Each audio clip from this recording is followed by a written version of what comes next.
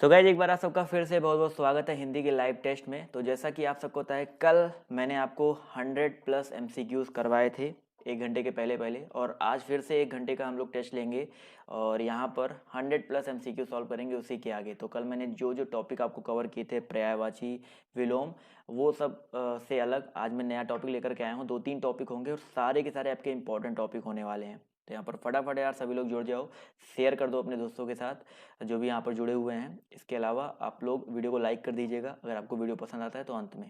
Clear है? PDF आपको पता है कहाँ पे मिलेगा। चलिए आते हैं पहले क्वेश्चन की तरफ। तो सभी लोग रेडी हो जाइए और सभी लोग जवाब फटाफट देते हुए चलेंगे। क्लियर है? सभी लोग से जवाब चाहिए, जितने लोग यहाँ पर जुड़े हैं सभी लोग जवाब देंगे तो ही मज़ा आएगा। तो पहला क्वेश्चन देखिए आपके सामने ये रहा, ये वाक्यांशों के लिए एक शब्द है। जो पहला टॉपिक है आपका वाक्यांशों के लिए एक शब्द है और जवाब यहाँ पर देखिए आना शुरू हो गया है।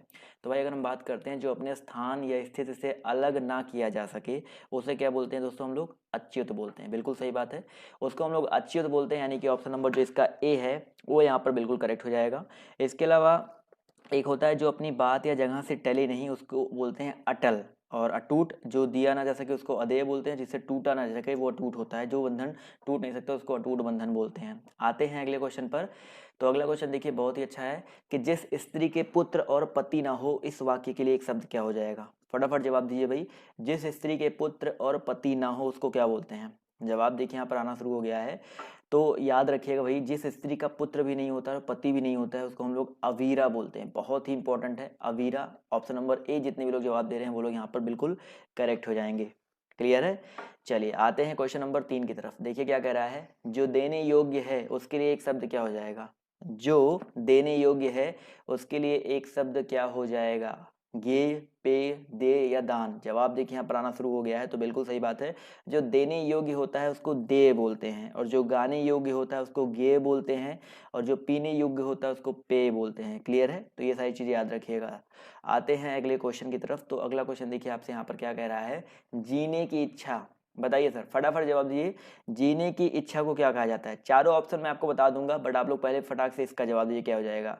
जीने की इच्छा, बिल्कुल सही बात है सर। जीने की इच्छा को जिजीविषा कहा जाता है। क्या कहा जाता है दोस्तों?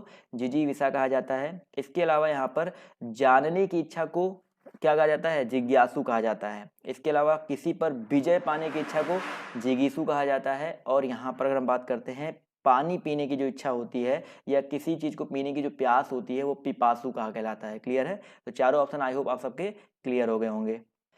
अगला क्वेश्चन ध्यान से देखिए यहाँ पर क्या कह रहा है कि इंद्रियों को जीत लिया हो जिसने, इस वाक्यांश के लिए सही विकल्प का चयन करिए। फटाफट जवाब दीजिए।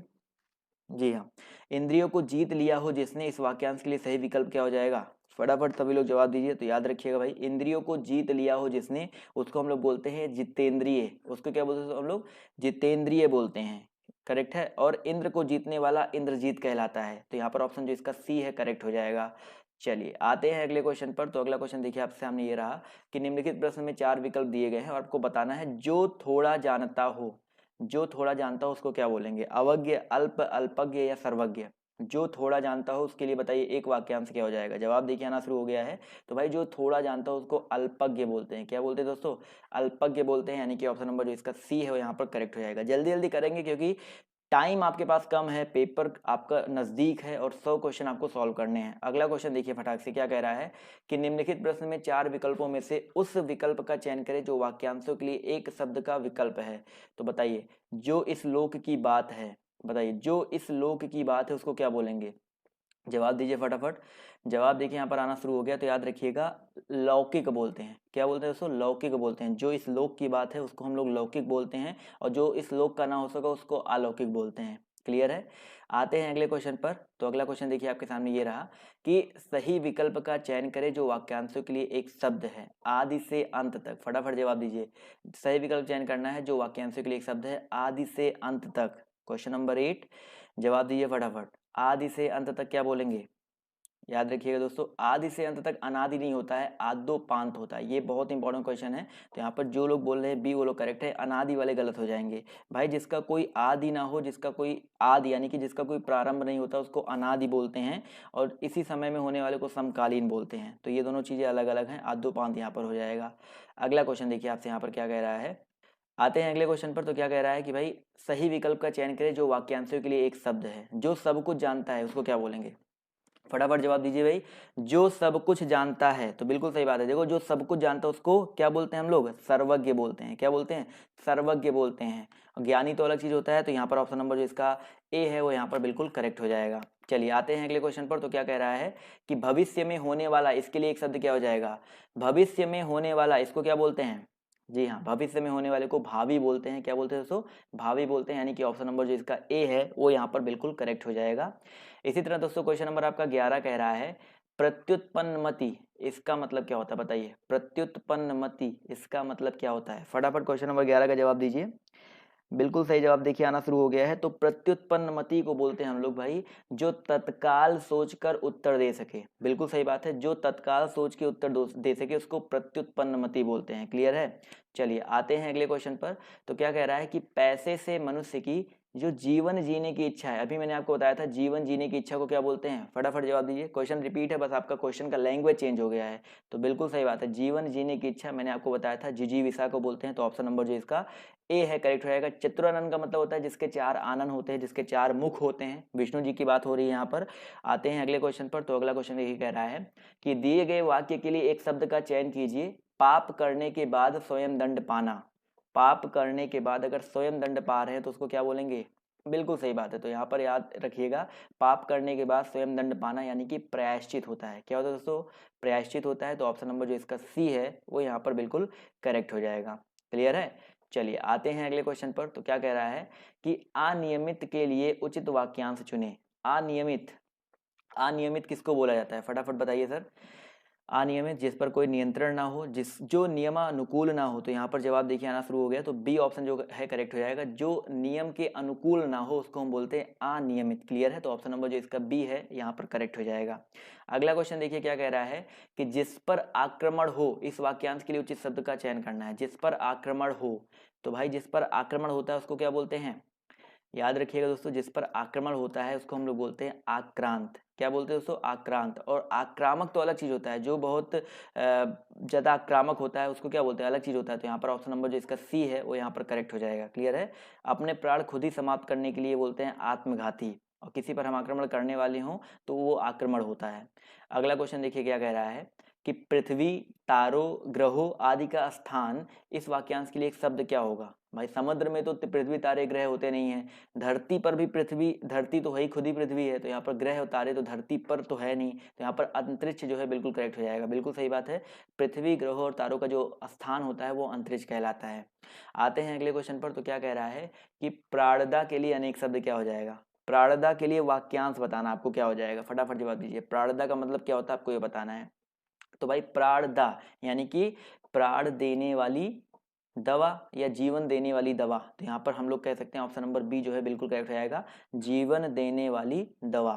चलिए आते हैं अगले क्वेश्चन पर। तो अगला क्वेश्चन देखिए आपके सामने ये रहा, ध्यान से देखिएगा कि भाई वाक्यांश के लिए एक शब्द चुनना है। जिसके हृदय में ममता नहीं है उसको क्या बोलेंगे? जिसके हृदय में ममता नहीं है उसको क्या बोला जाएगा? बिल्कुल सही बात है सर, जिसके हृदय में ममता नहीं है उसको निर्मम बोलते हैं। देखिए जिसके हृदय में ममता नहीं है उसको निर्मम बोलते हैं। जिसको दया नहीं होती है उसको निर्दय बोलते हैं। जिसको डर नहीं होता है उसको निर्भय बोलते हैं। जिसके हृदय नहीं होता है, दिल नहीं होता, उसको निहृदय बोलते हैं। अगला क्वेश्चन कह रहा है कि जिसकी कोई उपमा ना दी जा सके उसके लिए एक शब्द क्या होगा? जिसकी कोई उपमा ना दी जा सके उसके लिए एक शब्द क्या होगा? अनुपम, ज्ञानी, अल्पज्ञ या अनुयायी। पहले भी ये क्वेश्चन रिपीट हो चुका है। तो बिल्कुल सही बात है सर, जिसकी कोई उपमा ना दी जा सके उसको बोलेंगे अनुपम। क्या बोलेंगे दोस्तों हम लोग? अनुपम। यानी कि ऑप्शन नंबर जो इसका ए है वो यहाँ पर बिल्कुल करेक्ट हो जाएगा। अल्पज्ञ का मतलब क्या होता है? जो कम जानता हो। ज्ञानी जो बहुत कुछ जानता हो या जिसके पास अच्छा खासा ज्ञान हो। और अनुयायी का मतलब होता है जिसके पीछे पीछे चलने वाला, जो जो किसी के पीछे चलता हो, किसी को फॉलोअर। अनुयायी को इंग्लिश बोलते हैं हम लोग फॉलोअर।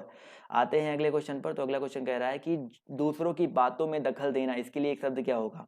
दूसरों की बातों में दखल देना, इसके लिए एक शब्द क्या हो जाएगा? फटाफट बताइए सर। बिल्कुल सही बात है, हस्तक्षेप यहाँ पर जो है करेक्ट आंसर हो जाएगा। तो ऑप्शन नंबर जो इसका ए है वो यहाँ पर बिल्कुल करेक्ट हो जाएगा, हस्तक्षेप। दूसरों की बातों में दखल देना। और दूरदर्शी का मतलब होता है जो दूर तक सोचने वाला हो वो दूरदर्शी कहलाता है। आते हैं अगले क्वेश्चन पर। तो अगला क्वेश्चन देखिए क्या कह रहा है कि जो कम खर्च करता हो इस वाक्यांश के लिए एक शब्द क्या होगा। भाई जो कम खर्च करता है उसे क्या बोलते हैं। बिल्कुल सही जवाब देखिए आना शुरू हो गया है। तो याद रखिएगा भाई जो कम खर्च करता है, यहाँ पर सभी लोग बोल रहे हैं भैया कंजूस, लेकिन कंजूस का मतलब होता है जो बहुत बचाता हो, और जो कम खर्च करता है उसको बोलते हैं मितव्ययी। जो इसका करेक्ट आंसर होगा आपका क्या होगा दोस्तों, मितव्ययी हो जाएगा। तो याद रखिएगा ऑप्शन ए नहीं, यहाँ पर ऑप्शन सी हो जाएगा। आते हैं अगले क्वेश्चन पर। तो अगला क्वेश्चन देखिए कह रहा है दिए गए वाक्यांश के लिए एक शब्द का चयन कीजिए। पूरब और उत्तर के बीच की दिशा को क्या कहते हैं। बताइए सर, पूरब और उत्तर के बीच की दिशा को क्या कहते हैं। चारों चीजें मैं आपको यहाँ पर क्लियर कर दूंगा। देखो पूरब और उत्तर के बीच की जो दिशा होती है वो ईशान कहलाती है दोस्तों, ईशान कहलाती है। पूरब और उत्तर के बीच की दिशा। आग्नेय की अगर हम बात करते हैं तो ये दक्षिण और पूरब यानी कि आपका साउथ और ईस्ट के बीच की दिशा होती है, साउथ ईस्ट होता है। इसके अलावा पूरब और उत्तर आपको हो ही गया, ये आपका पूरब उत्तर हो गया, ईस्ट और उत्तर यानी कि नॉर्थ ईस्ट हो गया, नॉर्थ ईस्ट हो गया। नैत्रेय का मतलब क्या होता है दोस्तों, आपका दक्षिण पश्चिम होता है। क्या होता है आपका दक्षिण पश्चिम यानी कि साउथ वेस्ट होता है। और आपका एक बचा क्या, उत्तर पश्चिम बचा है, तो नॉर्थ वेस्ट आपका ये होता है वाव्य। तो चारों चीजें याद रखिएगा। क्लियर है, क्लियर है सबकी वो। आते हैं अगले क्वेश्चन पर। तो अगला क्वेश्चन कह रहा है दिए गए वाक्य के लिए प्रयुक्त होने वाले सही विकल्प को चुनिए। वह कवि जो तत्काल कविता करने में कुशल हो, वह कवि जो तत्काल कविता करने में कुशल हो उसे क्या बोलते हैं। देखिए जो कवि तत्काल कविता करने में कुशल होता है उसको आंसू कवि बोला जाता है। क्या बोलते हैं दोस्तों हम लोग, आंसू कवि बोलते हैं। तो यहाँ पर ऑप्शन नंबर जो इसका डी है वो यहाँ पर बिल्कुल करेक्ट हो जाएगा। अगला क्वेश्चन देखिए कह रहा है कि प्रज्ञा चक्षु के लिए वाक्यांश क्या हो जाएगा। प्रज्ञा चक्षु के लिए वाक्यांश क्या हो जाएगा, जवाब दीजिए फटाफट। तो प्रज्ञा चक्षु यानी कि बुद्धि जिसके नेत्र हैं। क्या होता है दोस्तों, बुद्धि। देखो बुद्धि और ज्ञान होने वाली प्रज्ञा नहीं, बुद्धि जिसके नेत्र है। यहाँ पर ऑप्शन नंबर जो इसका बी है वो यहाँ पर करेक्ट हो जाएगा। प्रज्ञा चक्षु का मतलब होता है बुद्धि जिसका नेत्र हो। आते हैं अगले क्वेश्चन की तरफ। तो अगला क्वेश्चन देखिए आपसे यहाँ पर कह रहा है कि बिना पलक झपकाए, इसके लिए एक शब्द क्या हो जाएगा। बिना पलक झपकाए उसको क्या बोलते हैं, फटाफट जवाब दीजिए सर। बिल्कुल सही बात है, बहुत ही इंपॉर्टेंट क्वेश्चन है। नी निर्मेश बोलते हैं। क्या बोलते हैं दोस्तों, बिना पलक झपकाए इसको बोलते हैं नी निर्मेश। और जिसकी कोई इच्छा ना हो उसको हम लोग बोलते हैं स्पृहा, और निस्पृहा हो जाएगा। इसके अलावा इच्छा ना हो निस्पृहा हो गया। इसके अलावा निर्विकार है, निष्पलक है। निष्पलक यानी कि जिसके कोई पलक ना हो। आते हैं अगले क्वेश्चन पर। तो अगला क्वेश्चन देखिए कह रहा है कि जो धरती फोड़ कर जन्मता है उसको क्या बोलते हैं। जो धरती फोड़ कर जन्मता है उसको क्या बोलते हैं। 26 फटाफट जवाब दीजिए सर। जवाब देखिए यहाँ पर आना शुरू हो गया है। तो याद रखिएगा भैया जो धरती फोड़ कर जन्मता है उसको उद्भिज बोलता है। क्या बोलते हैं दोस्तों हम लोग, उद्भिज बोलते हैं। ऑप्शन नंबर जो इसका सी है वो यहाँ पर करेक्ट, डी है जो यहाँ पर करेक्ट हो जाएगा। इसके अलावा यहाँ पर दिया गया स्वयंभू। स्वयंभी का मतलब होता है जो स्वयं अपने आप उत्पन्न हुआ उसको स्वयंभू बोलते हैं। और यहाँ पर जरायुज का मतलब होता है जो माता के गर्भ से जन्म लेता है उसको बोलते हैं जरायुज। तो चारों चीज याद रखिएगा। जन्मजात तो सबको पता ही है, जन्म से ही। अगला क्वेश्चन कह रहा है कि खाने की इच्छा, इसको क्या बोलते हैं। खाने की इच्छा बताइए फटाफट। विभुच्छा, विभुच्छा, बुभुच्छा या भुभुच्छा, फटाफट जवाब दीजिए। खाने की इच्छा को क्या बोलते हैं। क्वेश्चन नंबर 27 जवाब देखिए यहाँ पर आना शुरू हो गया है। तो बहुत ही इंपॉर्टेंट क्वेश्चन। देखो खाने की इच्छा को हम लोग बोलते हैं बुभुच्छा। यहाँ पर ऑप्शन नंबर जो इसका बी है वो यहाँ पर करेक्ट होगा। खाने की इच्छा को क्या बोला जाता है दोस्तों, बुभुच्छा बोला जाता है। तो ऑप्शन बी यहाँ पर करेक्ट हो जाएगा। क्लियर है, चलिए आते हैं अगले क्वेश्चन पर। तो अगला क्वेश्चन कह रहा है कि एक ही समय में वर्तमान, एक ही समय में वर्तमान इसको क्या बोलेंगे। क्वेश्चन नंबर 28 फटाफट जवाब दीजिए सब। एक ही समय में वर्तमान 28 जवाब देखिए यहाँ पर आना शुरू हो गया है। तो याद रखिएगा दोस्तों एक ही समय में वर्तमान इसको बोले जाते हैं समसामयिक। क्या बोलते हैं दोस्तों हम लोग, समसामयिक बोलते हैं। बहुत ही इंपॉर्टेंट है। तो ऑप्शन नंबर जो इसका सी है वो यहाँ पर करेक्ट हो जाएगा।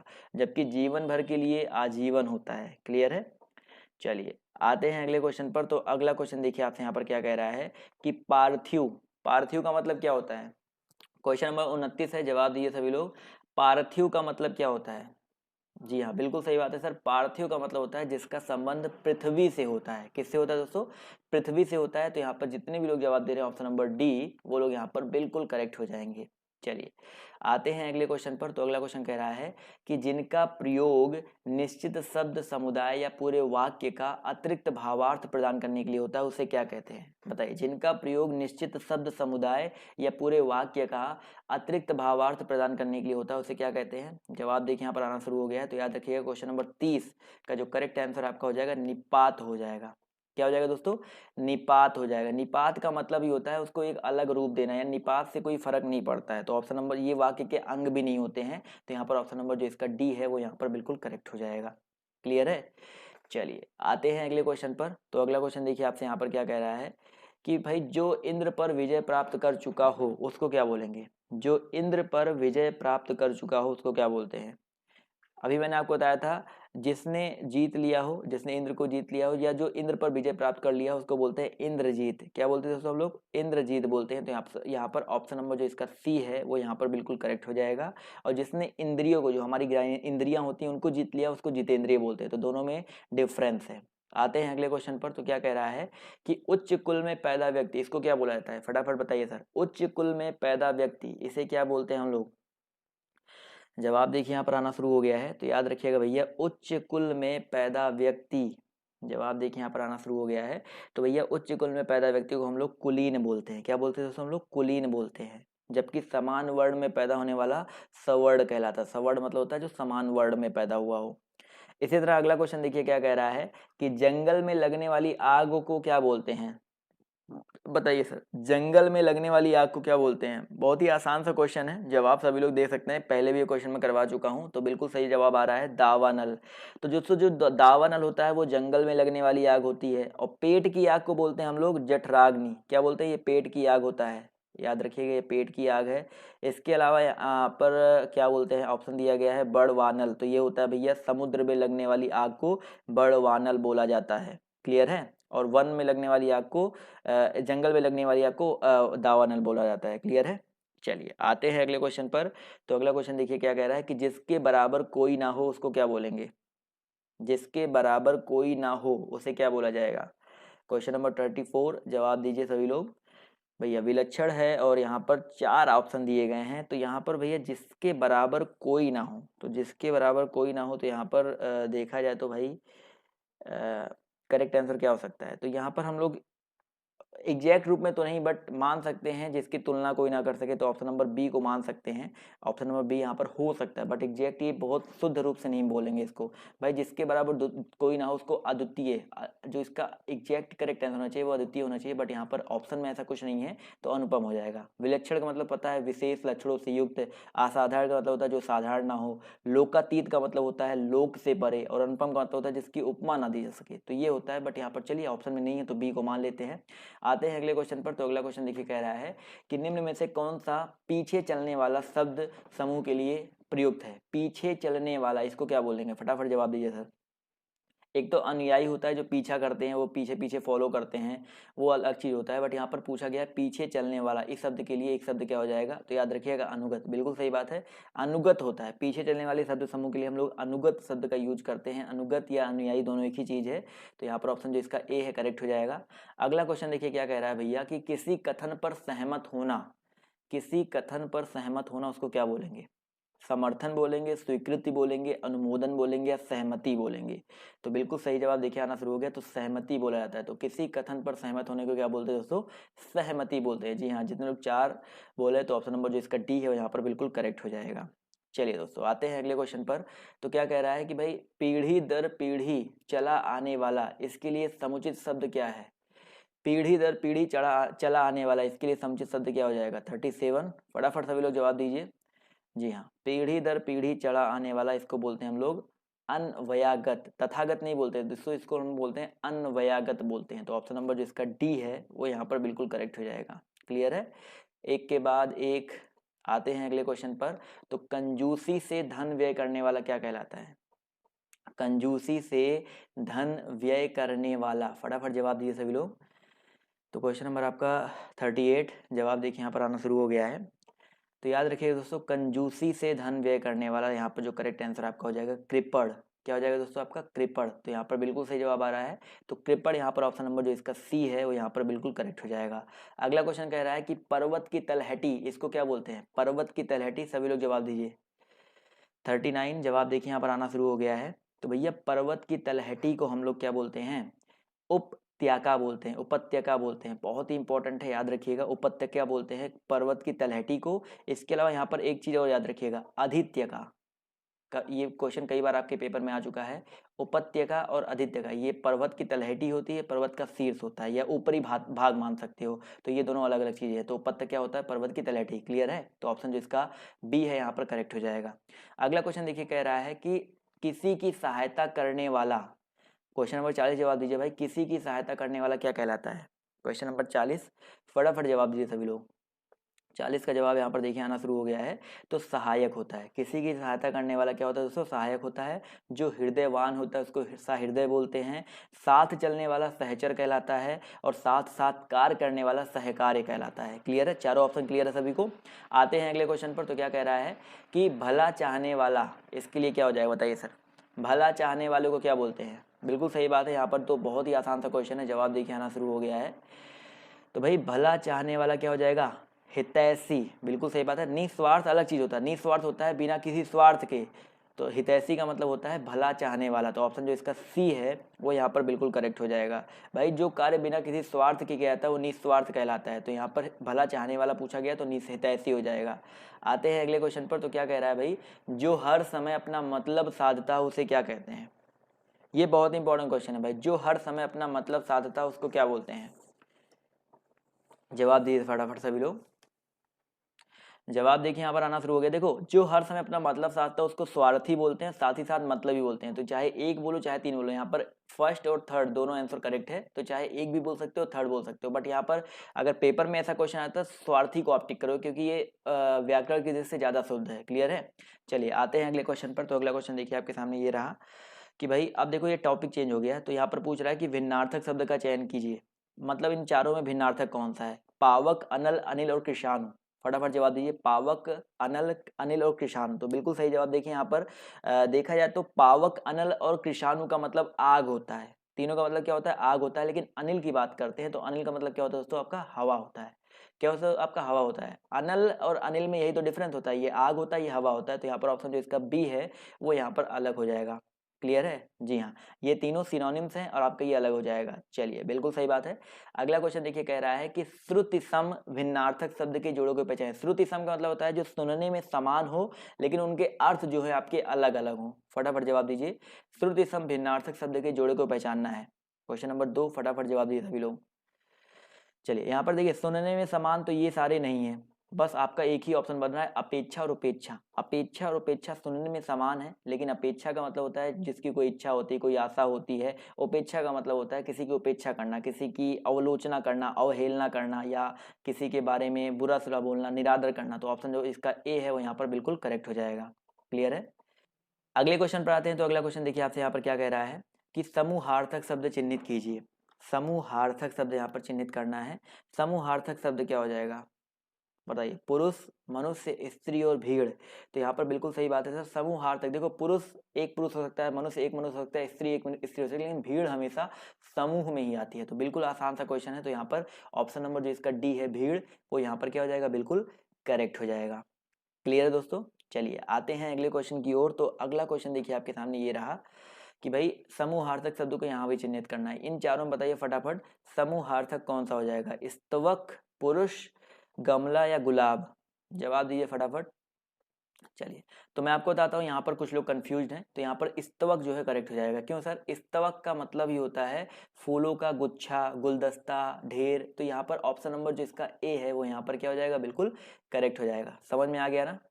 तो अगला क्वेश्चन देखिए यहाँ पर क्या कह रहा है, ध्यान से देखिएगा कि यहाँ पर भी आपको समूहार्थक शब्द का चयन करना है। जहाज, केवट, बेड़ा और नाव। बहुत ही अच्छा क्वेश्चन है, फटाफट जवाब दीजिए।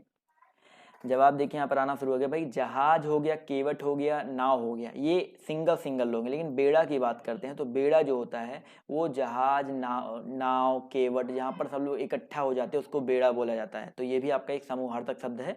तो ऑप्शन नंबर जो इसका बी है यहाँ पर करेक्ट हो जाएगा। क्लियर है? चलिए, तो ऐसे ऐसे टॉपिक वाइज मैं आपको करवा रहा हूँ जिससे आपको कोई डाउट ना हो किसी भी क्वेश्चन में। अगले क्वेश्चन पर आते हैं। तो अगला क्वेश्चन देखिए क्या कह रहा है कि भाई नग का अनेकार्थक क्या हो जाएगा?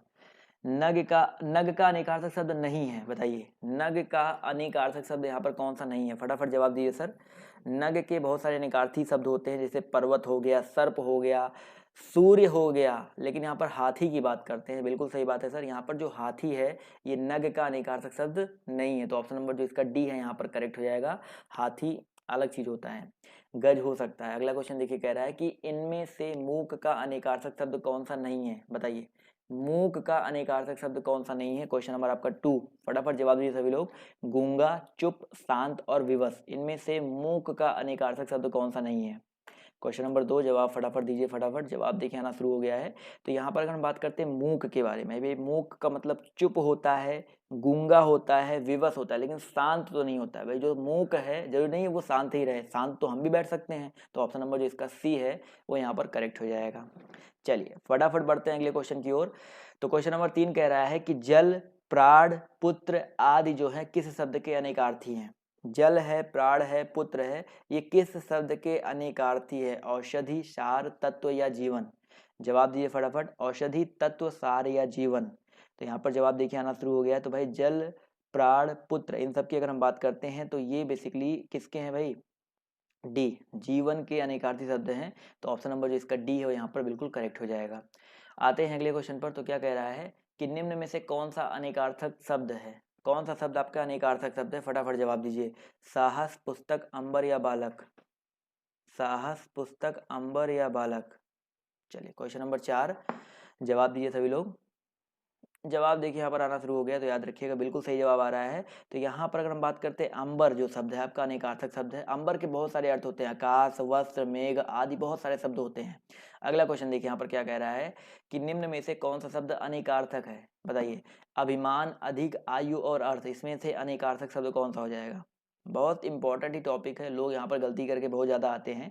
तो अभिमान है, अधिक है, आयु है और अर्थ है। तो यहाँ पर अगर हम बात करते हैं अर्थ के बारे में, देखो जो अर्थ है ये आपका अनेकार्थक शब्द है। अर्थ का मतलब धन भी होता है, अर्थ का मतलब भी होता है, इसके अलावा आपका कारण भी होता है, बहुत सारी चीजें होती हैं। क्लियर है। अगला क्वेश्चन देखिए आपका क्या कह रहा है कि निम्नलिखित में से कौन सा शब्द सारंग का अर्थ नहीं है। माफ कीजिएगा, सभी लोग वीडियो को शेयर कर दिया करिए और लाइक करते हुए चला करिए। निम्नलिखित में से कौन सा शब्द भाई सारंग का अर्थ नहीं है। क्वेश्चन नंबर आपका यहाँ पर 6 जवाब देखिए यहाँ पर आना शुरू हो गया है। तो भाई सारंग का अर्थ आपका जो होता है शहद नहीं होता है। क्या दोस्तों, आपका शहद जो है आपका नहीं होता है। तो यहाँ पर जितने भी साथी जवाब दे रहे हैं ऑप्शन नंबर बी, वो लोग यहाँ पर करेक्ट हो जाएंगे। इसके अलावा सारंग का मतलब पपीहा, कामदेव, राजहंस, कोयल, मोर, बाज, सिंह, घोड़ा, बहुत सारे ऐसे होते हैं जो आपके होते हैं। तो ऑप्शन नंबर जो इसका बी है वो यहाँ पर करेक्ट हो जाएगा। अगला क्वेश्चन देखिए क्या कह रहा है कि सर्प, मेंढक, सिंह, घोड़ा, वानर, हाथी आदि को समझाने वाला शब्द क्या है। सर्प, मेंढक, सिंह, घोड़ा, वानर, हाथी आदि को समझाने वाला शब्द क्या हो जाएगा। बिल्कुल सही क्वेश्चन है, बहुत ही इंपॉर्टेंट क्वेश्चन है। तो याद रखिए, कुछ लोग पशु बोले, पशु नहीं, यहाँ पर हरि हो जाएगा। तो हरि का मतलब भाई, हरि एक अनेकार्थी शब्द है, इसका मतलब आपका सर्प, मेंढक, सिंह, घोड़ा, वानर, हाथी ये सारे होते हैं। तो यहाँ पर ऑप्शन नंबर जो इसका सी है वो यहाँ पर बिल्कुल करेक्ट हो जाएगा। क्लियर दोस्तों।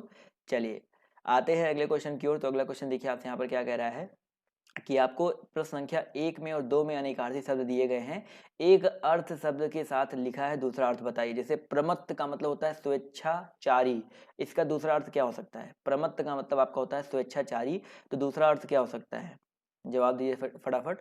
तो भाई प्रमत्त है, तो प्रमत्त है यहाँ पर। तो प्रमत्त का मतलब अगर स्वेच्छाचारी है तो दूसरा अर्थ होता है आपका उन्मत्त। याद रखिएगा, प्रमत्त का दूसरा मतलब क्या होता है दोस्तों, आपका उन्मत्त होता है। तो यहाँ पर ऑप्शन नंबर जो इसका ए है वो यहाँ पर बिल्कुल करेक्ट हो जाएगा। तो जितने भी साथी जवाब दे रहे हैं ऑप्शन नंबर ए, वो लोग यहाँ पर करेक्ट हो जाएंगे। चलिए आते हैं अगले क्वेश्चन पर। तो क्या कह रहा है कि भाई कनक और धतूरा, जैसे कनक का मतलब अगर धतूरा है तो कनक का दूसरा अर्थ क्या होता है। बहुत ही आसान सा क्वेश्चन है, फटाफट जवाब दीजिए सभी लोग। कनक कनक ते सौगुनी मादकता अधिकाय, या खाए बौराय जग वफाए बौराय। सबको इसका आंसर तो पता ही होगा। तो याद रखिएगा सोना होता है। कनक का एक मतलब धतूरा होता है, तो एक अर्थ आपका सोना भी होता है। तो जहाँ पर जितने भी लोग जवाब दे रहे हैं डी, वो लोग यहाँ पर करेक्ट हैं। अगला क्वेश्चन देखिए क्या कह रहा है कि भाई निम्नलिखित में से समानार्थी जोड़ी को स्पष्ट कीजिए। पार्वती, महेश्वरी, व्यवहारिक, अव्यवहारिक, शेर, शेरनी, लड़का और लड़के। फटाफट जवाब दीजिए क्वेश्चन नंबर 3 का। समानार्थी शब्दों की जोड़ी को स्पष्ट करना है। पार्वती है, माहेश्वरी है। जवाब देखिए यहाँ पर आना शुरू हो गया है। तो अगर हम बात करते हैं पार्वती और माहेश्वरी, ये दोनों आपके एक दूसरे के समानार्थी हैं। जबकि यहाँ पर शेर, सेने, लड़का, लड़के, और देखो ये दोनों तो आपके विलोम हो जाएंगे, व्यवहारिक, अव्यवहारिक, लड़का, लड़के। और यहाँ पर लड़का और लड़के जो दिया गया है ये एक वचन बहुवचन वाला हो जाएगा। क्लियर है। तो ऑप्शन नंबर जो इसका ए है यहाँ पर करेक्ट हो जाएगा। अगला क्वेश्चन देखिए यहाँ पर क्या कह रहा है, ध्यान से देखिएगा। यहाँ पर भी आपको समानार्थी शब्द की जोड़ी यहाँ पर बताना कौन सी नहीं है। सुमन और पुष्प, निशा, निशाचर, चारपाई, खटिया, पाठशाला, विद्यालय। यहाँ पर कौन सी जोड़ी नहीं है, ये चीज पूछा गया है, तो इस पर ध्यान दीजिएगा। तो याद रखिएगा यहाँ पर अगर देखा जाए तो सुमन पुष्प एक दूसरे के समानार्थी है, चारपाई खटिया एक दूसरे के समानार्थी है, पाठशाला विद्यालय ये भी समानार्थी है। लेकिन निशा का मतलब रात्रि होता है और निशाचर का मतलब क्या होता है, रात में जगने वाला जो भूत राक्षस होते हैं ना वो होते हैं। तो ऑप्शन जो इसका बी है यहाँ पर करेक्ट हो जाएगा। आते हैं अगले क्वेश्चन पर। तो अगला क्वेश्चन देखिए क्या कह रहा है कि निम्नलिखित प्रश्नों में 4 विकल्प दिए गए हैं और आपको बताना है कि सर्प, यहाँ पर बताना है कि दिए गए शब्द का सही समानार्थी शब्द का विकल्प का चयन करिए। सर्प का समानार्थी क्या हो जाएगा, बताइए सभी लोग। सर्प का समानार्थी क्या हो जाएगा, फटाफट जवाब दीजिए। क्वेश्चन नंबर 5 बहुत ही इंपॉर्टेंट क्वेश्चन है। जवाब देखिए यहाँ पर आना शुरू हो गया है। तो याद रखिएगा भाई, सर्प का समानार्थी आपका यहाँ पर व्याल हो जाएगा। क्या हो जाएगा दोस्तों, आपका व्याल। ऑप्शन नंबर जो इसका सी है, याद रखिएगा, मोस्ट इंपॉर्टेंट क्वेश्चन है। आते हैं अगले क्वेश्चन पर। तो क्या कह रहा है कि उस विकल्प का चयन करें जो दिए गए शब्द का सही समानार्थी शब्द है। हिरण, हिरण का सही समानार्थी क्या हो जाएगा, फटाफट क्वेश्चन नंबर 6 का जवाब दीजिए। उस विकल्प का चयन करें जो दिए गए शब्द का सही समानार्थी शब्द है। तो क्वेश्चन नंबर 6 याद रखिएगा, इसका जो करेक्ट आंसर है आपका हो जाएगा क्या, कुरंगम हो जाएगा। ऑप्शन नंबर जो इसका ए है कुरंगम, यहाँ पर बिल्कुल करेक्ट हो जाएगा। तो जितने भी साथी जवाब दे रहे हैं ऑप्शन नंबर ए, वो लोग यहाँ पर बिल्कुल करेक्ट हो जाएंगे। कुरंगम जो है हिरण का सही समानार्थी शब्द है। क्लियर है, चलिए बढ़ते हैं अगले क्वेश्चन की ओर। तो अगला क्वेश्चन कह रहा है 7 से 8 के लिए वही सेम चीज है, आपको बताना है कि कौन सा विकल्प गलत है, यानी तक्षक का कौन सा अर्थ नहीं है। क्वेश्चन ध्यान से देखिए, 7वें क्वेश्चन के लिए 8वें क्वेश्चन के लिए क्वेश्चन यही दिया गया है, उस शब्द का अर्थ नहीं है। तो तक्षक का अर्थ यहाँ पर कौन सा नहीं होगा, बढ़ई, सूत्रधार, शिलान्यास और विश्वकर्मा। फटाफट जवाब दिए सभी लोग। तो बढ़ई है, सूत्रधार है, शिलान्यास और विश्वकर्मा है। तो याद रखिएगा यहाँ पर जो बढ़ई, तक्षक का मतलब बढ़ई भी होता है, सूत्रधार भी होता है, विश्वकर्मा भी होता है, लेकिन शिलान्यास जो है आपका तक्षक का मतलब नहीं होता है। तो यहाँ पर ऑप्शन नंबर जो इसका सी है वो यहाँ पर क्या हो जाएगा, बिल्कुल करेक्ट हो जाएगा। क्लियर है, चलिए बढ़ते हैं अगले क्वेश्चन पर। तो देखिए क्या कह रहा है, भाव, भाव शब्द का सही अर्थ बताइए क्या हो जाएगा। क्वेश्चन नंबर 8, फटाफट जवाब दीजिए सभी लोग। भाव शब्द का, सॉरी यहाँ पर 8 में बोला गया था कौन सा नहीं है, तो यहाँ पर बताइए कौन सा शब्द नहीं है, भाव शब्द का अर्थ नहीं है। तो भाई भाव का मतलब विचार होता है, दर होता है, अभिप्राय होता है, लेकिन भाव का मतलब भवन जो है आपका नहीं होता है। तो ऑप्शन नंबर जो इसका ए है वो यहाँ पर बिल्कुल करेक्ट हो जाएगा। क्लियर है यहाँ तक दोस्तों, चलिए अब आते हैं एक और बहुत ही इंपॉर्टेंट टॉपिक पर। ज़्यादा नहीं, 3 से 4 क्वेश्चन उस पर और है, उसके बाद हम लोग व्याकरणात्मक कोटि पर पहुंचेंगे जो कि सबसे ज़्यादा इंपॉर्टेंट आपके एग्जाम के लिए है। तो यहाँ पर देखिए क्या कह रहा है कि प्रश्न संख्या 1 से लेकर 3 तक यहाँ पर दिया गया, ध्यान से देखिए। प्रश्न संख्या 1 से लेकर 3 तक यहाँ पर कह रहा है कि 4 विकल्प दिए गए हैं, आपको सर्वाधिक उपयुक्त अर्थ व्यंजक विकल्प चुनकर लिखना है। तो गयंद का मतलब क्या होता है बताइए, फटाफट बताइए। गयंद जो है इसका मतलब क्या होता है, तो गयंद का मतलब क्या होता है, बिल्कुल सही जवाब देखिए आना शुरू हो गया है। तो याद रखिएगा भाई, गयंद जो होता है इसका मतलब आपका होता है बड़ा हाथी। क्या होता है दोस्तों, आपका बड़ा हाथी होता है। तो ऑप्शन नंबर जो इसका ए है वो यहाँ पर बिल्कुल करेक्ट हो जाएंगे। क्लियर दोस्तों, बड़ा हाथी यहाँ पर बिल्कुल करेक्ट हो जाएगा। अगला क्वेश्चन कह रहा है कि मूढ़ चेता, मूढ़ चेता का मतलब बताइए क्या हो जाएगा। मूढ़ चेता मतलब क्या होता है भाई, दूसरों को मूर्ख बनाने वाला, मूर्ख जो बाद में चतुर बन गया हो, या आलसी या मूर्ख। तो याद रखिएगा दोस्तों, यहाँ पर जो मूढ़ चेता का मतलब होता है वो सिर्फ और सिर्फ जिसकी मति खराब, यानी कि जो मूर्ख होता है। तो ऑप्शन नंबर जो इसका डी है वो यहाँ पर बिल्कुल करेक्ट हो जाएगा। मूढ़ चेता का मतलब क्या होता है दोस्तों, आपका मूर्ख होता है। क्लियर है, चलिए आते हैं अगले क्वेश्चन पर। तो क्या कह रहा है भाई, प्रायोगिक, प्रायोगिक का मतलब क्या होता है, फटाफट बताइए सर। 40 मिनट जवाब दिए सर। प्रायोगिक का मतलब क्या होता है, तो 3 का जवाब देखिए यहाँ पर हो जाएगा भाई। प्रायोगिक का मतलब होता है जिसका नित्य प्रयोग किया जाए। प्रायोगिक का मतलब क्या होता है, जिसका नित्य प्रयोग किया जाए। तो ऑप्शन नंबर जो इसका ए है वो यहाँ पर बिल्कुल करेक्ट हो जाएगा।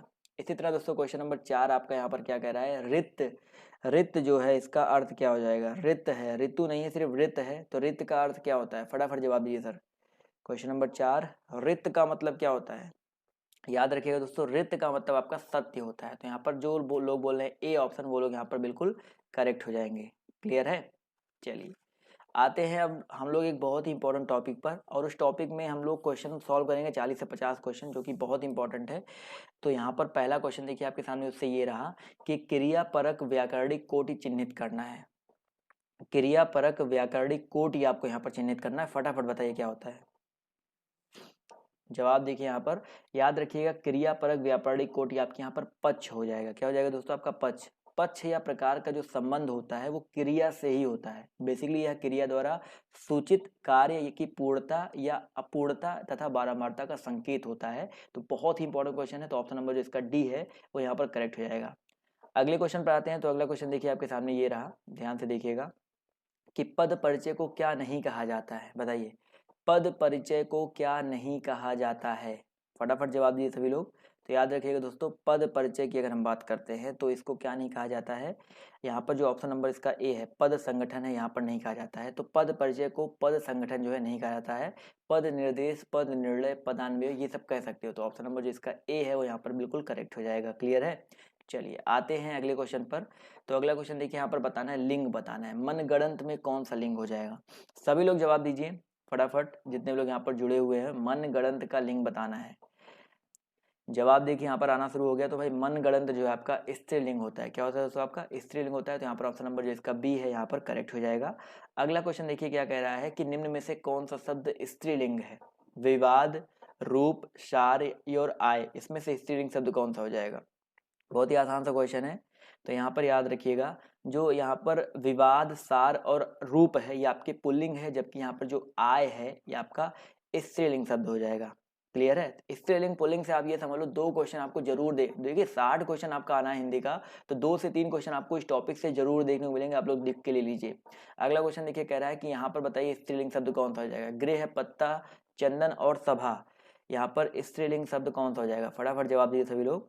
गृह है, पत्ता है, चंदन है और सभा है। तो याद रखिएगा दोस्तों, यहाँ पर आपका जो करेक्ट आंसर आपका हो जाएगा सभा। सभा जो होता है दोस्तों आपका स्त्रीलिंग शब्द होता है, जबकि और तीनों जो आपके पुल्लिंग शब्द हैं। फटाफट करते हैं, ज्यादा टाइम वेस्ट नहीं करेंगे। तो क्वेश्चन नंबर 4 में कह रहा है निम्न में से स्त्रीलिंग शब्द कौन सा है? दुख, गरिमा, लेख व स्पर्श, इन चारों में आपका स्त्रीलिंग शब्द कौन सा हो जाएगा? दुख, गरिमा, लेख व स्पर्श। क्वेश्चन नंबर 4 जवाब आना शुरू हो गया। तो याद रखिएगा, नाम से ही पता चल रहा है गरिमा जो यहाँ पर स्त्रीलिंग शब्द हो जाएगा। क्लियर है दोस्तों? चलिए आते हैं अगले क्वेश्चन पर। तो क्या कह रहा है कि निम्नलिखित में से कौन सा शब्द स्त्रीलिंग है? देश, द्वीप, नगर, झील, यहाँ पर स्त्रीलिंग शब्द कौन सा हो जाएगा? देश है, द्वीप है, नगर है, झील है। फटाफट सभी लोग जवाब देते हुए चलेंगे। सभी लोग एक एक करके जवाब देते रहेंगे तभी तो मजा आएगा ना सर। तो याद रखिएगा, यहाँ पर जो झील शब्द है वो आपका स्त्रीलिंग शब्द है। क्या हो जाएगा दोस्तों? आपका झील शब्द आपका यहाँ पर स्त्रीलिंग हो जाएगा। तो ऑप्शन डी यहाँ पर बिल्कुल करेक्ट हो जाएगा। अगले क्वेश्चन पर आते हैं। तो देखिए क्या कह रहा है कि स्त्रीलिंग और पुल्लिंग का कौन सा जोड़ा सही नहीं है? बताइए, यहाँ पर आपको बताना है स्त्रीलिंग और पुल्लिंग का कौन सा जोड़ा सही नहीं है। फटाफट सभी लोग जवाब दीजिए। देखिए, देव देवी बिल्कुल सही है, मामा और मामी यहाँ पर बिल्कुल सही है, गधा गधी बिल्कुल सही है, लेकिन कांत का जो स्त्रीलिंग होता है वो आपका कांता होता है। क्या होता है दोस्तों? आपका कांता होता है। तो यहाँ पर ऑप्शन नंबर जो इसका सी है वो यहाँ पर क्या हो जाएगा? ये जोड़ा आपका सही नहीं है, यानी कि ऑप्शन नंबर सी पर हम लोग टिक कर देंगे। क्लियर है सभी को? आते हैं अगले क्वेश्चन पर। तो क्या कह रहा है, ध्यान से देखिए कि निम्न में से स्त्रीलिंग शब्द कौन सा है? बताइए सर, इन चारों में स्त्रीलिंग शब्द कौन सा है? शोभा, पालन, शस्त्र और नृत्य, इनमें से स्त्रीलिंग शब्द कौन सा है? क्वेश्चन नंबर 7 फटाफट जवाब दीजिए। तो याद रखिएगा दोस्तों, यहाँ पर अगर हम बात करते हैं स्त्रीलिंग के बारे में, तो यहाँ पर जो शोभा है दोस्तों, जो शोभा है वो आपका स्त्रीलिंग शब्द है, जबकि शस्त्र, पालन और नृत्य ये आपके पुल्लिंग शब्द होते हैं। समझ में आ गया ना? चलिए अगले क्वेश्चन पर आते हैं। तो अगला क्वेश्चन देखिए कह रहा है कि आपको 4 ऑप्शन दिए गए हैं, हुलास, हमला, हरकत और हवाला। यहाँ पर बताइए फटाफट कि यहाँ पर स्त्रीलिंग शब्द कौन सा हो जाएगा? हुलास है, हमला है, हरकत है और आपका हवाला है। क्वेश्चन नंबर 8 फटाफट जवाब दीजिए यहाँ पर। तो याद रखिएगा दोस्तों, यहाँ पर आपका जो करेक्ट आंसर आपका हो जाएगा हरकत। यहाँ पर जो आपका हरकत शब्द है दोस्तों, आपका बिल्कुल सही बात है, हरकत शब्द जो है आपका यहाँ पर स्त्रीलिंग हो जाएगा। क्लियर है? चलिए आते हैं अगले क्वेश्चन की ओर। तो अगला क्वेश्चन देखिए क्या कह रहा है कि कौन सा स्त्रीलिंग शब्द है? बताइए, छाछ है, काढ़ा है, तिल है और टेसू है, इन चारों में बताइए कौन सा आपका स्त्रीलिंग शब्द है? छाछ, खाड़ा, तिल और टेसू। जवाब देखिए यहाँ पर आना शुरू हो गया है। तो याद रखिएगा छाछ बिल्कुल सही बात है यहाँ पर। तो जो लोग जवाब दे रहे हैं आपका ऑप्शन नंबर ए छाछ, वो लोग यहाँ पर बिल्कुल करेक्ट हो जाएंगे। तिल, काढ़ा और टेसू ये आपके पुल्लिंग शब्द होते हैं। क्लियर है? जी हाँ, सभी लोग ऐसे ही जवाब देते रहेंगे तो अच्छा लगेगा। अगला क्वेश्चन कह रहा है कि भील का स्त्रीलिंग क्या हो जाएगा? बताइए सर, जो भील शब्द है एक पुल्लिंग शब्द है, इसका स्त्रीलिंग क्या होता है? जवाब देखिए यहाँ पर आना शुरू हो गया। तो बिल्कुल सही बात है सर, भील का स्त्रीलिंग आपका यहाँ पर भीलनी होता है। क्या होता है दोस्तों? आपका भीलनी होता है, यानी कि ऑप्शन नंबर जो इसका बी है वो यहाँ पर बिल्कुल करेक्ट हो जाएगा। समझ में आ गया ना? चलिए आते हैं अगले क्वेश्चन पर। तो अगला क्वेश्चन देखिए आपसे यहाँ पर क्या कह रहा है, यहाँ पर आपको स्त्रीलिंग शब्द बताना है। सलाद, शनक, सारस और सलाम, सलाद है, शनक है, शारस है और सलाम है। तो यहाँ पर याद रखिएगा जो ये सनक शब्द है, अगर हम बात करते हैं सनक के बारे में दोस्तों, तो सनक आपका स्त्रीलिंग शब्द होता है। तो ऑप्शन नंबर जो इसका बी है वो यहाँ पर बिल्कुल करेक्ट हो जाएगा। तो जो लोग बी बोल रहे हैं वो लोग करेक्ट हैं, ए वाले नहीं करेक्ट है भाई। अगला क्वेश्चन देखिए क्या कह रहा है, इन चारों में आपको स्त्रीलिंग बताना है, किन्नर, अंतरी, अहिंसा और परिग्रह। तो इनमें आपको स्त्रीलिंग बताना है, फटाफट जवाब दिए सभी लोग। चलिए याद रखिएगा यहाँ पर क्वेश्चन नंबर 12 आंसर देखिए, यहाँ पर जवाब आना शुरू हो गया है। तो यहाँ पर देखिए ऑप्शन नंबर जो इसका बी है, अहिंसा। अहिंसा की अगर हम बात करते हैं दोस्तों, तो आपका अहिंसा आपका एक स्त्रीलिंग शब्द है, जबकि किन्नर, अंतरी, अपरिग्रह ये आपके स्त्रीलिंग के अंतर्गत नहीं आते हैं। क्लियर है। चलिए किन्नर शब्द यहाँ पर देखिए आया हुआ है, तो यहाँ पर कुछ लोग कंफ्यूज होंगे, लेकिन इसको आपको पुल्लिंग के अंतर्गत ही रखा गया है। तो किन्नर शब्द आप याद रखिएगा, कभी इसको अलग मत कर दीजिएगा, तो ये आपका पुल्लिंग के अंतर्गत ही आता है। क्लियर है। व्याकरण की दृष्टि से वासुदेव नंदन जी की जो बुक है उसके अंदर यही दिया गया है। आते हैं अगले क्वेश्चन पर। तो अगला क्वेश्चन देखिए क्या कह रहा है, ठठेरा शब्द का लिंग परिवर्तित कीजिए। ठठेरा का स्त्रीलिंग आपको बताना है, बेसिकली आपको क्या हो जाएगा ठठेरा। जवाब दीजिए फटाफट। बहुत ही आसान सा क्वेश्चन है, जवाब देखिए यहाँ पर आना शुरू हो गया है। तो भाई ठठेरा शब्द की अगर हम बात करते हैं, तो इसका जो स्त्रीलिंग होता है आपका ठठेरिन होता है। बिल्कुल सही बात है, ठठारी नहीं होता सर, यहाँ पर ठठेरिन होता है। तो ऑप्शन नंबर जो इसका सी है वो यहाँ पर बिल्कुल करेक्ट हो जाएगा। क्लियर है। अगला क्वेश्चन देखो यहाँ पर क्या कह रहा है भैया, कि विद्वान शब्द का स्त्रीलिंग क्या हो जाएगा, बताइए सर। विद्वान शब्द का स्त्रीलिंग क्या हो जाएगा, जवाब दीजिए फटाफट सभी लोग। विद्वान, क्वेश्चन नंबर 14 जवाब देखिए यहाँ पर आना शुरू हो गया। तो अगर हम बात करते हैं विद्वान के बारे में, तो इसका जो स्त्रीलिंग होता है वो विदुषी होता है। क्या होता है दोस्तों आपका, विदुषी होता है सर यहाँ पर। तो ऑप्शन नंबर जो इसका ए है वो यहाँ पर करेक्ट हो जाएगा। क्लियर है। विद्वान की स्त्रीलिंग विदुषी होता है। अगला क्वेश्चन देखिए क्या कह रहा है, कि निम्न में से कौन सा शब्द पुल्लिंग है, दया, भाषा, माया और आभार। तो मैं आपको कुछ शब्द आपको बता भी दूंगा यहाँ पर। तो याद रखिएगा क्वेश्चन नंबर 15, याद रखिएगा यहाँ पर जो करेक्ट आंसर आपका हो जाएगा भाई, पुल्लिंग यहाँ पर पूछ रहा है ना, तो दया, माया, आभार, भाषा, इनमें जो आपका आभार शब्द है, याद रखिएगा जो आभार शब्द है आपका पुल्लिंग है। दया, माया, भाषा ये आपका स्त्रीलिंग के अंतर्गत आ जाएगा। कुछ लोग अभी इस वाले क्वेश्चन में कंफ्यूज हैं अभी भी कि किन्नर। तो भाई देखो कई किताबें आपको ये उभय लिंग के अंतर्गत रखा गया है, तृतीय लिंग में प्रयुक्त किया जाता है, लेकिन बहुत सारी किताबों में जैसे मैंने बताया ना, वासुदेव नंदन जी की जो आधुनिक हिंदी व्याकरण की बुक है, वहां पर आप जाकर के देखेंगे तो उन्होंने सिर्फ दो ही बताए हैं। तो किन्नर को बताया है, किन्नर को पुल्लिंग बताया है। तो बहुत सारी किताबें पुल्लिंग होता है, बहुत सारी किताबों में स्त्रीलिंग उभय लिंग होता है। तो इसमें कंफ्यूज मत रहिए, वो आप जो भी करके आ जाएंगे पेपर में उस तरह से पूछेगा ही नहीं। अगला क्वेश्चन देखो आपसे यहाँ पर क्या कह रहा है, कि तन शब्द का लिंग निर्धारित कीजिए। जो तन शब्द है इसका लिंग निर्धारित करना आपका क्या हो जाएगा, तन पुल्लिंग है, उभयलिंग है, स्त्रीलिंग है या नपुंसक लिंग है, फटाफट जवाब दीजिए। तो अगर हम तन के बारे में बात करते हैं दोस्तों, याद रखिएगा बहुत इंपॉर्टेंट क्वेश्चन है, ये आपका पुल्लिंग होता है, यानी कि ऑप्शन नंबर जो इसका ए है वो यहाँ पर बिल्कुल करेक्ट हो जाएगा। क्लियर है। तो जो तन शब्द होता है दोस्तों आपका ये क्या होता है, पुल्लिंग शब्द होता है। चलिए आते हैं अगले क्वेश्चन की तरफ। तो अगला क्वेश्चन देखिए आपसे यहाँ पर क्या कह रहा है, कि निम्न में से कौन सा शब्द आपका पुल्लिंग है, फटाफट सभी लोग जवाब दीजिए।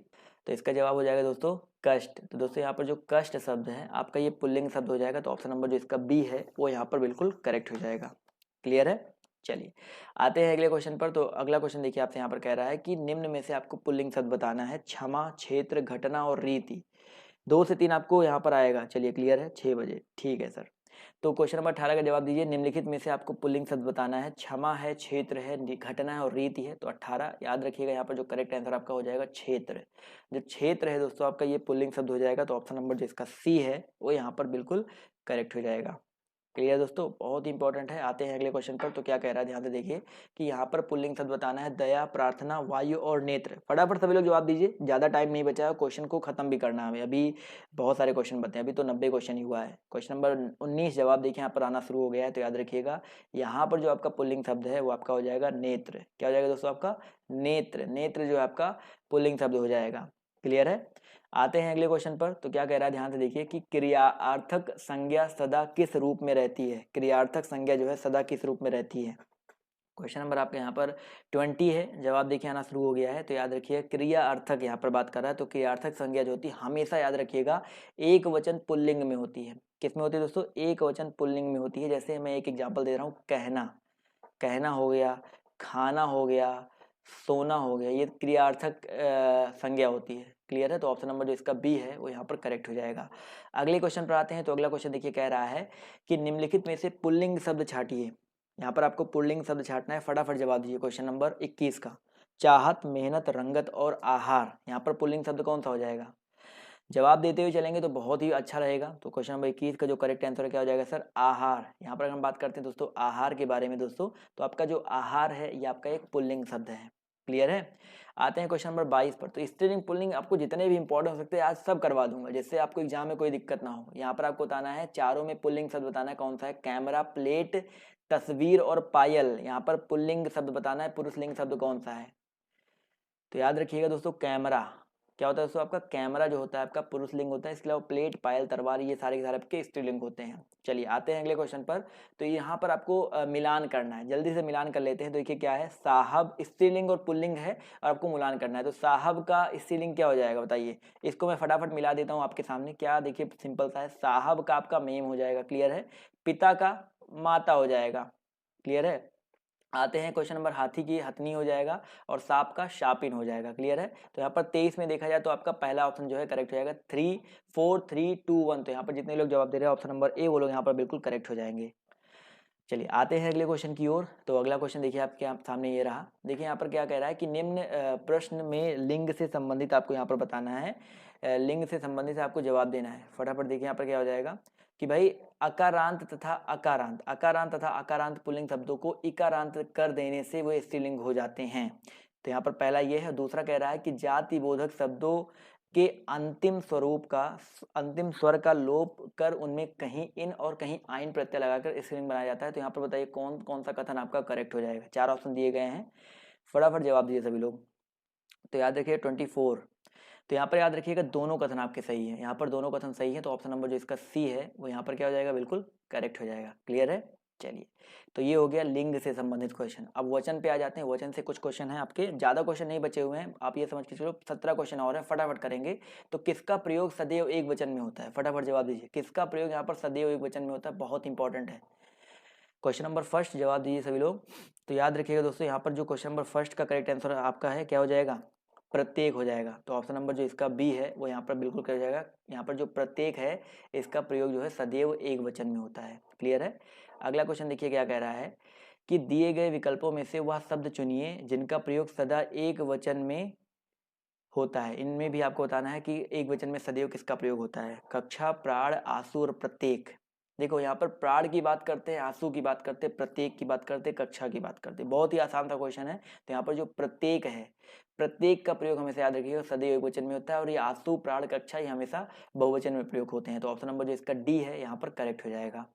अगला क्वेश्चन देखिए आपसे यहाँ पर क्या कह रहा है कि किसका प्रयोग सदैव बहुवचन में होता है? फटाफट जवाब दीजिए। किसका प्रयोग जो है सदैव बहुवचन में होता है? क्वेश्चन नंबर 3, फटाफट जवाब दीजिए। जवाब देते हुए चलते रहिए तो अच्छा रहेगा।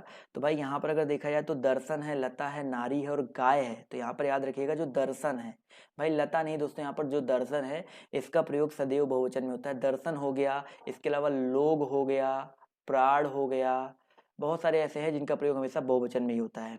आते हैं अगले क्वेश्चन पर।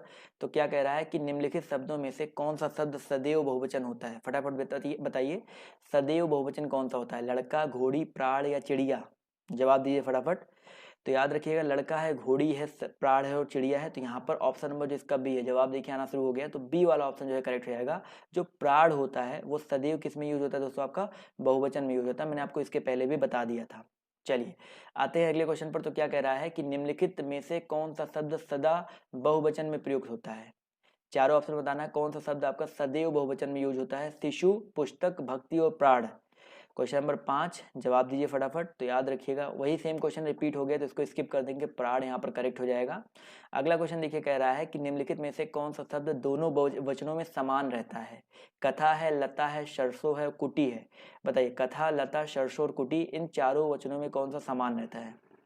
क्वेश्चन नंबर 6 जवाब देखिए यहाँ पर आना शुरू हो गया है। तो याद रखिएगा अगर हम बात करते हैं कुटी के बारे में, तो कुटी जो है आपका यहाँ पर कौन सा कथन दोनों वचनों में समान रहता है? तो यहाँ पर कुटी नहीं होगा सर, यहाँ पर बी वाला ऑप्शन होगा सरसों। कुटी तो आपका कुटी और कुटिया होता है, बट यहाँ पर सरसों की अगर हम बात करते हैं, जी हाँ जवाब भी आ रहा है बी ऑप्शन। तो सरसों जो है सदैव वचन और बहुवचन दोनों में समान रहता है। क्लियर है?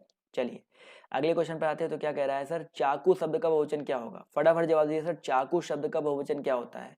चाकुएं, चाकुओं, चाकुओं। फटाफट जवाब दीजिए सर। क्वेश्चन नंबर आपका यहाँ पर 7 आना शुरू हो गया जवाब। तो याद रखिएगा सर, चाकू शब्द की अगर हम बात करते हैं तो चाकू का बहुवचन चाकू ही होता है और इसका कोई बहुवचन रूप नहीं होता है। चाकू और चाकू दोनों रूप में एक ही होता है। क्लियर है? चलिए आते हैं अगले क्वेश्चन पर। तो क्या कह रहा है सर, यहाँ पर आपको एक वचन शब्द ढूंढना है। दर्शन, घरों और लताओं और नदी में एक वचन क्या हो जाएगा? बहुत ही आसान है। दर्शन सदैव बहुवचन में होता है, घर से घरों ये बहुवचन हो गया, लताओं ये भी बहुवचन है। तो बिल्कुल सही बात है सर, यहाँ पर जो बचा हुआ नदी है ये आपका क्या हो जाएगा? एक वचन शब्द हो जाएगा। क्लियर है? और नदी शब्द जो है आपका बहुवचन एक वचन है और नदियां जो होता है बहुवचन होता है। अगला क्वेश्चन देखिए क्या कह रहा है, कौन सा प्रत्यय हिंदी भाषा में बहुवचन के रूप में यूज होता है?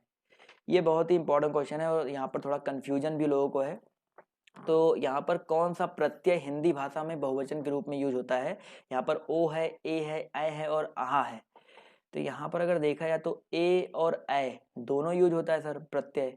जैसे लड़के और लड़के तो दोनों यूज होता है। इसके अलावा ओ की बात करते हैं तो आपका ओ भी है और आहा भी है। तो यहाँ पर देखा जाए तो चारों ऑप्शन यहाँ पर देखा जाए तो बहुवचन के रूप में यूज होते हैं। तो ये तो आप स्टार लगा दो क्योंकि इस क्वेश्चन को स्किप कर दो। ये में सारे के सारे ऑप्शंस हैं और यहाँ पर विकल्प क्वेश्चन यहाँ पर जो आंसर भी दिया गया लिखा है कि इसको आयोग ने गलत माना था।